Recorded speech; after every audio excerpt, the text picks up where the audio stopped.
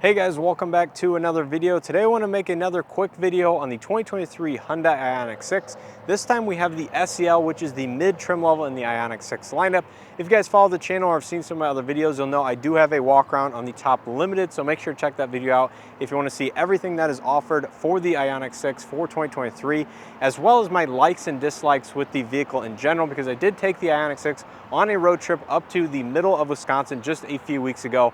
So I have a ton of videos on that, both the charging experience, my likes, dislikes, and of course just my overall thoughts on the vehicle. So without further ado, let's not waste your time, see what the Ioniq 6 SEL has to offer for the low $50,000 price point. So the Ioniq 6 in front of us is finished in the Tranmission Blue exterior with the gray on gray H-Tex leatherette interior. And I have to say, this is one of my favorite colors that Hyundai has ever produced on a model. I would describe it as a gray with a very blue hue to it. You can see here in the sunlight, it has a ton of blue metallic flake in the paint. As a whole, I really do like this exterior color. And as of right now, this is only available on the Ioniq 6 lineup. Now up front of the Ioniq 6 SEL, this will have the same lighting package no matter which trim level you choose. So you do have the LED projector headlights, both low and high beam, LED daytime running lights, and LED turn signals in this pixel LED portion right here. They are amber in color, which give it a different look, and I really do like it in general. All Ioniq 6s will come with front and rear parking sensors. You will get the side parking sensors on the top limited for the remote smart parking assist function and maybe some other functions as well. Since it is warm out, you can hear the fans running, and those flaps are dynamic, will open and close depending on the cooling needs of the vehicle. But in general, I really do like the Tranmission Blue with all of the dark black accents on the outside. Coming to the wheels and tires, this one being an SEL or higher will come with the 20-inch alloy wheels in a machine and gloss black finish. This is partly due to the fact why the SEL and higher get the lesser range estimates is because they come with these larger wheels and different tires, of course. Now these are wrapped in 245/40 20-inch Pirelli all-season tires, so a fairly sporty all-season at that. You do get body color mirror caps with LED turn signal integration. There's no puddle lights or anything, and no camera for the 360 camera system. They are going to be heated, do have blind spot detection, and this vehicle does come with proximity key entry as well as the Hyundai Digital Key 2.0 on both front door handles. So you can use Android as well as Apple compatible devices to control the vehicle, lock and unlock it, and of course drive it, placing it on the wireless charging pad. No sunroof on this vehicle being an SEL, but you do get the partially translucent antenna, so you can see the internals, which is very cool, and it contrasts very well on this paint color. Coming out back, all Ioniq 6s will have LED lighting in the back as well for the tail lights, turn signals, and the running lights. The LED reverse lights are a little bit farther down on the rear bumper. You can see your rear parking sensors, your gloss black trim for the rear portion, as well as the silver painted vertical slots right there. There's your backup camera, as well as the button to open the standard power trunk lid. Ioniq 6 branding, as well as the flat silver Hyundai logo, which I do believe they will be rolling out to other Hyundai vehicles, at least other Hyundai EVs, here shortly with the all-new Kona EV, and of course maybe the refreshed Ioniq 5 for 2024. But as a whole, that is a look at the exterior of the Ioniq 6 SEL. So taking a quick look at the window sticker, there's a lot of standard equipment across the board, no matter which Ioniq 6 trim level you do get. However, this one being an SEL does add things like the 20-inch alloy wheels, H-Tex leatherette interior. You get the Highway Drive Assist 2.0 and a bunch of other things as well, which brings the total MSRP, including destination, to $52,730. Now taking a look on the interior, like I mentioned, this is the gray on gray H-Tex leatherette. This is very similar to that one of the gray on green, depending on which exterior color you choose. But anyway, starting out here on the door panel, you do have the hard touch plastics with the pattern insert, silver accented door handle pull and speaker grille, a nicely padded soft touch armrest that runs across pretty much the entire door panel. And one thing you'll notice is the absence of any buttons on the door panel outside of the memory seat button up here if you do get the top limited. But this one being an SEL does not have that, of course. But you do have the dual level ambient colored accent lighting on the upper and lower section, which you can configure on the infotainment system. But as a whole, very streamlined door panel with not a lot of fuss to it. One cool thing is the partially translucent storage here on the lower section that does continue into the center console area as well. But moving over here to the driver front seat, you do have a power driver seat with two-way power lumbar, and these are going to be finished in the gray accented H-Tex synthetic leatherette interior. You do have some cool accent colors, including the yellow and blue here on the outside, as well as the Hyundai Ioniq 6 airbag stitched here on the side. But immediately upon stepping inside the vehicle, you can see the nice dual 12.3-inch digital displays for the cluster, as well as the infotainment system. This is very similar to that of the 5, and I believe the only difference is you do get the black accented bezels versus the white bezels on the 5. But coming to the steering wheel, you do get a leather-wrapped steering wheel with the darker accent stitching.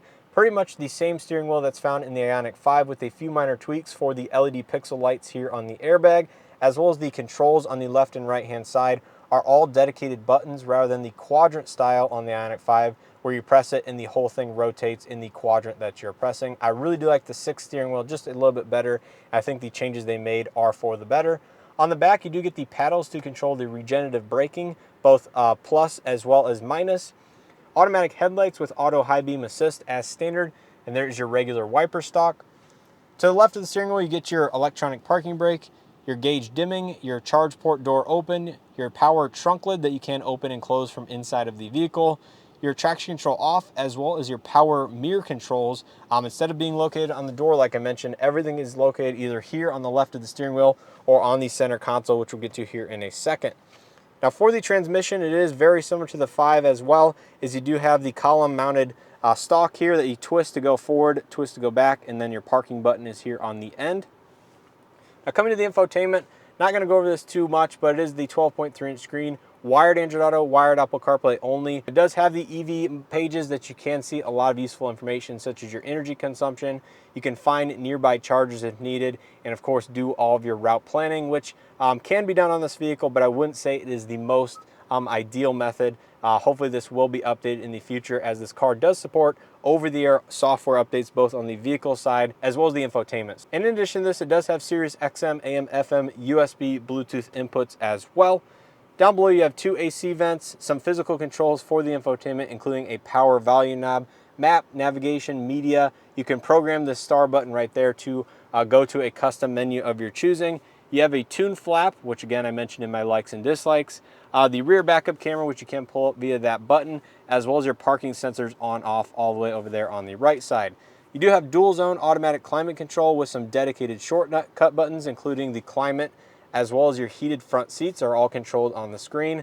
Something that I'm not a huge fan of, so hopefully they will address this in the future, but all of your heated seats and heated steering wheel, if equipped, will be up here on the screen. Wireless charging pad, as well as your Hyundai digital keypad. You can see the phone is charging with the indicator light right there. USB-A data port for the Android Auto and Apple CarPlay. A little bit of storage with the 2 couplers. They are a very good size. And here is the key fob for the Ioniq 6. You can see it does display the Hyundai logo, has built-in remote start, lock, unlock, panic, and trunk buttons, and that is pretty much it for the fob.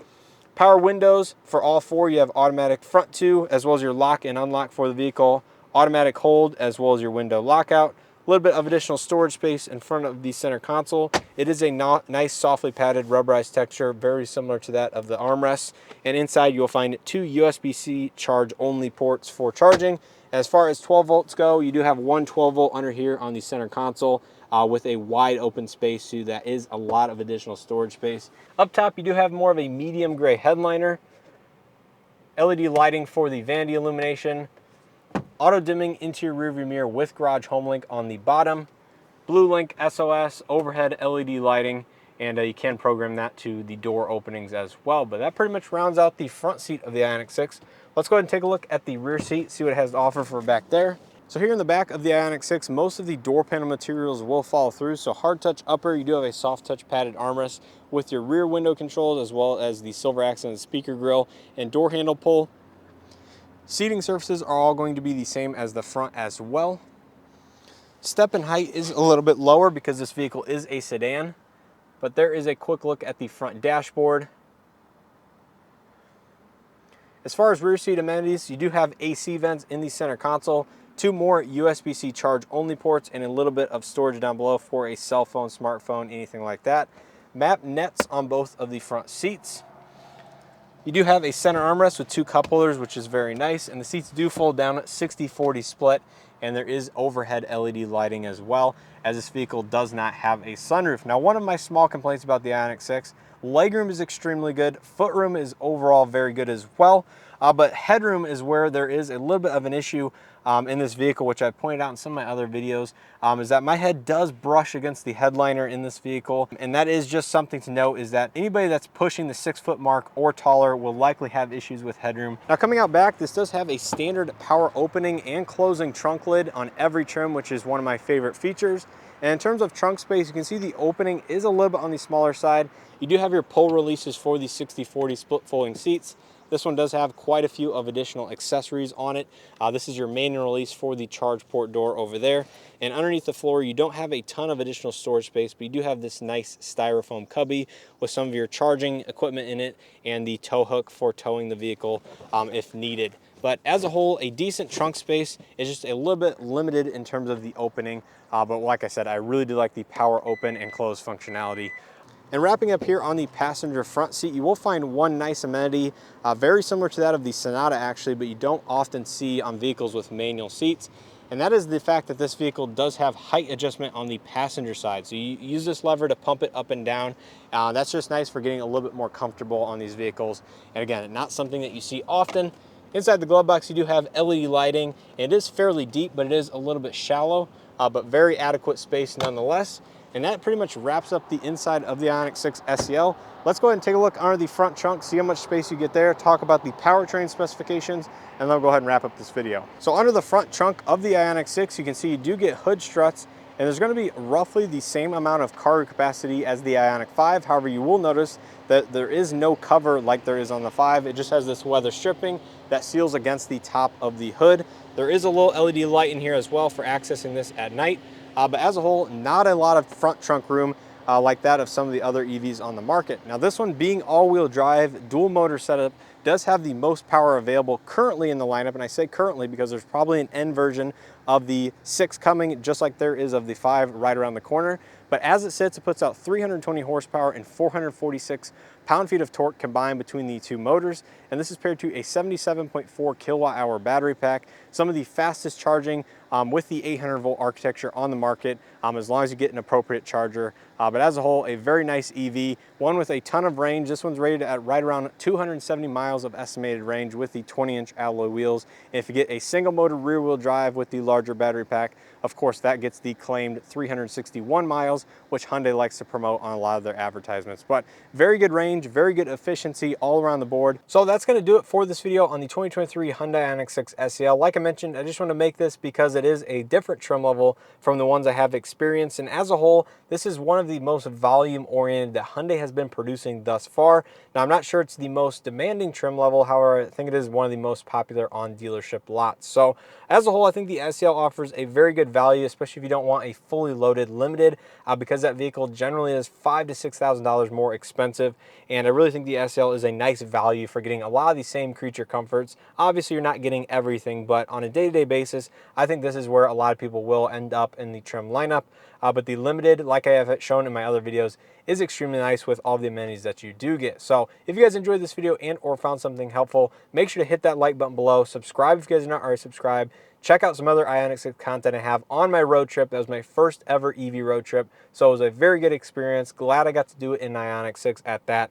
And as a whole, it'll be interesting to see as far as the charging manufacturers. Of course, we've seen lately the NACS plug, or Tesla's plug, is now rolling out over the next few years into other manufacturers. Hyundai said they are debating whether or not to use their plug, and I'm sure we will hear an announcement sometime this calendar year whether or not they will be moving forward and implementing the North American charging standard plug, aka Tesla's plug, into the vehicles starting over the next few years. So interesting to see how that plays out. Once again, hopefully you guys enjoyed. Leave your thoughts below on the Ioniq 6 and or the North American charging standard plug being rolled out into other EVs. I think it's going to be a huge benefit for EV drivers as long as Tesla can optimize their charging network for the higher voltage cars like the Ioniq 6, Hummer EV, and some of the other vehicles that will be coming out, such as the Lucid, and vehicles that just use a higher voltage architecture in general. But I really do think it will be in Hyundai's best interest to adopt the North American charging standard moving forward, even if they can't get ideal charging speeds at the initial time of rollout over the next few years until Tesla obviously upgrades their charging network. to adopt the higher voltage 1000 mark, which they say their equipment is capable of, at least here in the near future. But as a whole, I'm sure you guys are well informed on that. Let me know your thoughts in the comment section below. And as always, I appreciate the support. Hope to see you guys in the next one.